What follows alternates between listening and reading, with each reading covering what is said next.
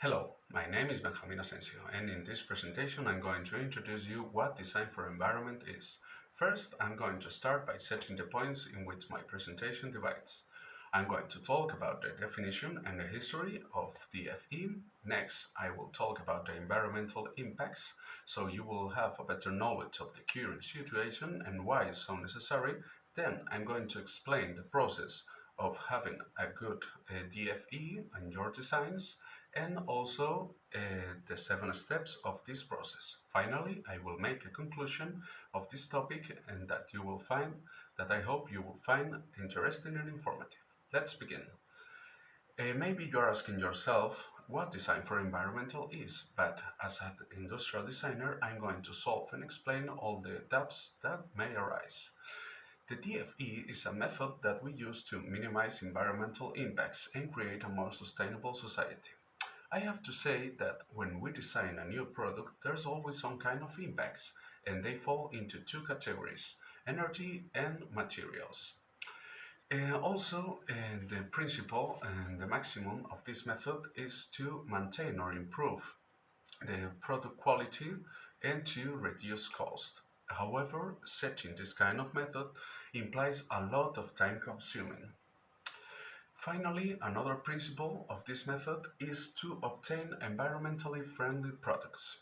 Now that we know what it is, I'm going to set where it came from.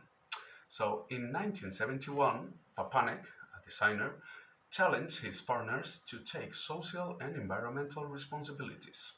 Later, very later, in 1987, the World Commission on Environment and Development set the term sustainable development. A few years later, in the 19th decade, Burrell set the peace between the green products and the business success. Bressett and Van Hemel created a guide called Eco-Design. Finally, in 2007, Baumra and Lovehouse included the DFE and also the social and ethical implications. Nowadays, eco-design, DFE, sustainable, and green products are synonymous. Let's continue with the environmental impacts.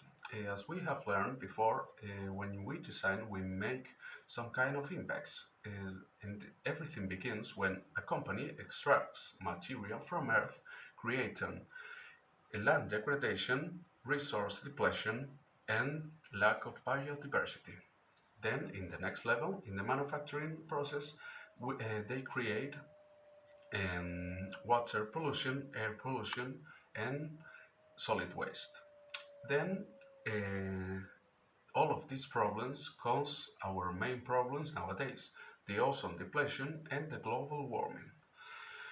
So that's we have to be concerned with and take care of our planet. That's why we have to implement this kind of methods so we can create a more sustainable society. In this process, I will explain in the next point of my presentation. In the previous points, we've learned that when the environmental impacts affects not only the earth but also our health. And that's why these 7 steps will help to be more sustainable. First, the product planning is where we identify the internal and external drivers.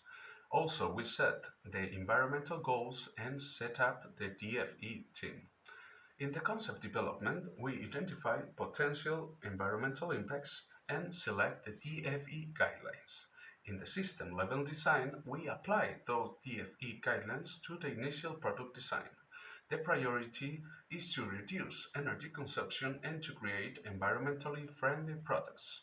The detailed design is where we assess the environmental impacts and refine the product design to reduce or eliminate the environmental impacts. And finally, in the process improvement is where we reflect on the DFE process and results. Having finished the process, I only have left to summarize the points of my presentation and to conclude it. I have to say that I think this covers most of things that I want to say by the definition and the history, the environmental impacts, and the process with its 7 steps that I hope you will remember. The seven principles of the DFE method is to concern about the current situation, to reduce or eliminate environmental impacts, to reduce costs, to improve the quality of our designs, to improve manufacturing and to obtain more friendly products. Also, to motivate the companies to use this process in their manufacturers. I hope you liked my presentation and found it interesting. Thank you.